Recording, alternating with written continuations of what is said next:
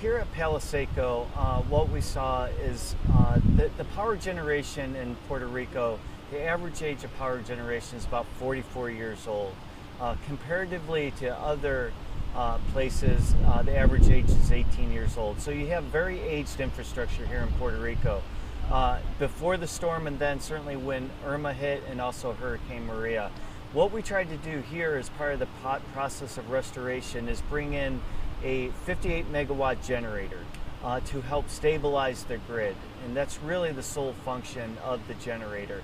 Not necessarily to produce power for homes, but to balance the load out here on Puerto Rico so that as we rebuild transmission and distribution lines and that load increases, Palo Seco is able to take that load. It was very quick. They actually brought the generators in from Spain on a barge, offloaded them, and then we did the whole process to include commissioning and getting them operational right within about 21 days. So the Puerto Rico Electric and Power Authority has the primary responsibility of the power generation, so they do most of the work.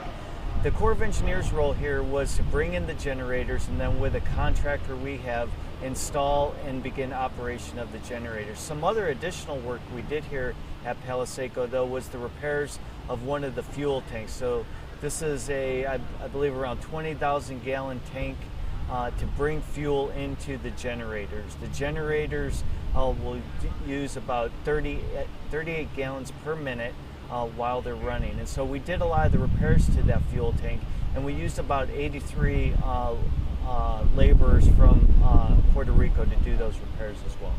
This is really temporary emergency generation we're providing to Palo Seco. What we anticipate is once the grid is back up and stable, we'll go ahead and be able to remove those generators. This has been a great project. You know, the Corps of Engineers is really here to help Puerto Rico get the grid back up and restored and bring power back to the people as fast as we can.